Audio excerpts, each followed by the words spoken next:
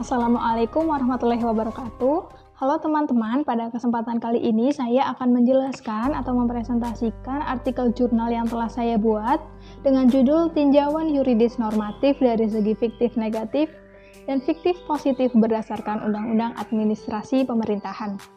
Sebelumnya, perkenalkan saya Devita Nurfitriana, NIM 81114192008. Tujuan daripada dibuatnya video ini adalah untuk memenuhi tugas mata kuliah Metode Penelitian dan Penulisan Hukum hari Rabu pukul 13, dosen pengampu Dr. Sangayu Puturahayu, SHMH. Dalam pemaparan kali ini akan saya bagi menjadi 5 bagian. Bagian yang pertama yaitu pendahuluan, bagian yang kedua tujuan penelitian, bagian yang ketiga metode penelitian, bagian yang keempat pembahasan, dan bagian yang kelima yaitu kesimpulan. Langsung saja kepada bagian pendahuluan.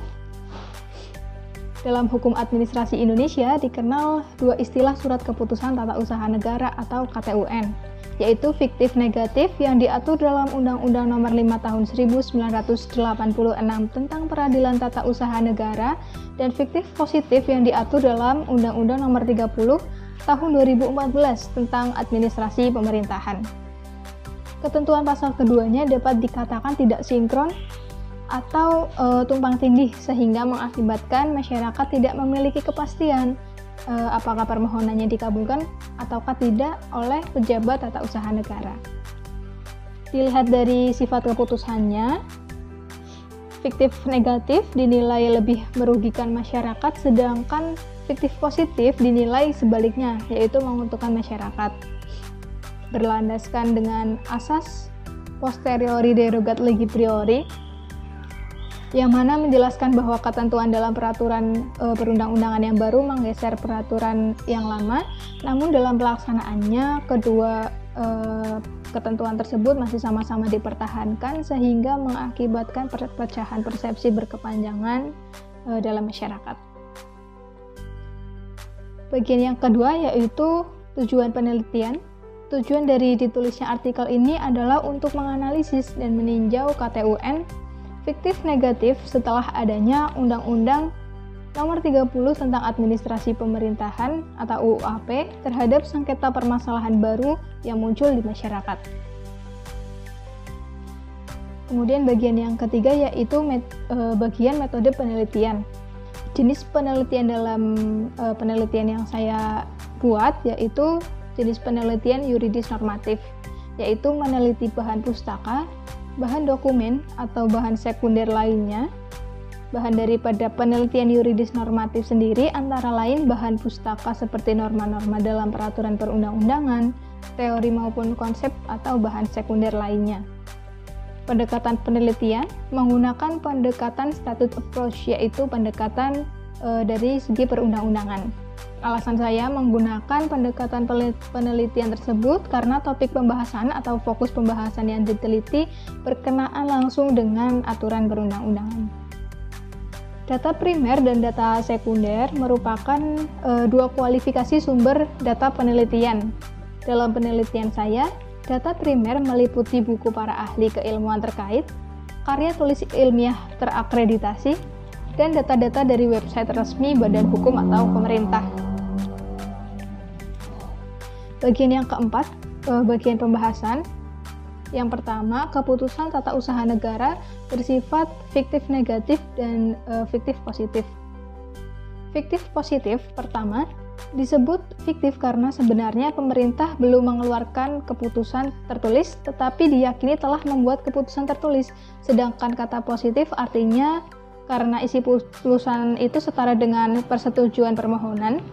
UUAP menentukan batas 10 hari untuk pejabat tata usaha negara untuk memproses permohonan dari masyarakat. Apabila melewati batas waktu dan pejabat tata usaha negara tidak kunjung memutuskan keputusan atau permohonan yang telah diajukan, maka permohonan tersebut dipercaya sudah dikabulkan lantaran hukum. Kemudian fiktif negatif adalah sikap tanpa respon pemerintah pejabat tata usaha negara yang gagal mengambil keputusan yang diperlukan dalam batas waktu tertentu atas apa yang diamatkan oleh perseorangan atau badan hukum. Sikap tanpa respon tersebut dalam fiktif negatif dianggap sebagai penolakan permohonan. Kemudian, problematika tumpang tindih peraturan KTUN fiktif negatif dan fiktif positif, dikeluarkannya ketentuan baru fiktif positif dalam Undang-Undang Nomor 30 Tahun 2014, dan walaupun tidak secara langsung menyatakan bahwa ketentuan undang-undang tersebut menggeser atau menggantikan ketentuan yang lama, yakni fiktif negatif, yang termuat dalam Undang-Undang PTUN, akan tetapi apabila berkiblat pada asas posterior derogat legi prior, maka undang-undang yang baru akan melumpuhkan kekuatan ketentuan aturan yang terdahulu. Asas ini menjelaskan bahwa apabila ada peraturan yang membahas hal yang sama dengan ketentuan berbeda, maka yang berlaku adalah peraturan yang terbaru, namun sedianya tidak sesederhana itu, dalam pelaksanaannya masih terjadi tumpang tindih peraturan dan masih digunakan keduanya. Pentingnya keputusan tata usaha negara fiktif positif dalam permohonan perizinan. Negara-negara di belahan dunia pada saat ini dituntut untuk terus mengembangkan sayap-sayap perdagangan atau bisnis guna meningkatkan perekonomian nasional maupun internasional. Salah satu syarat untuk melakukan kerjasama baik kancah dalam atau luar negeri yaitu adanya perizinan. Tanpa adanya perizinan, sebuah bisnis dianggap tidak layak dan ilegal. Apabila tidak memiliki izin, otomatis pebisnis atau pedagang tidak dapat melayarkan usahanya di taraf yang lebih tinggi, bahkan jauh dari kata memajukan perekonomian nasional. Indonesia sendiri sebetulnya telah mengemas kebijaksanaan tersebut dalam ketentuan yang terbaru, yakni fiktif positif yang dijelaskan dalam Undang-Undang Administrasi Pemerintahan, di mana permohonan yang diajukan masyarakat dianggap dikabulkan demi hukum.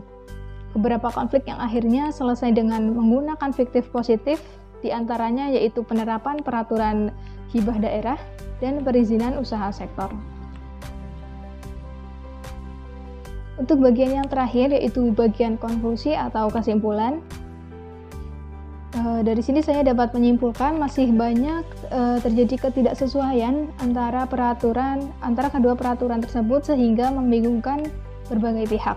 Masyarakat tidak memiliki kepastian apakah permohonannya dikabulkan atau tidak lantaran perbedaan ketentuan dalam Undang-Undang PTUN dan Undang-Undang Administrasi Pemerintahan.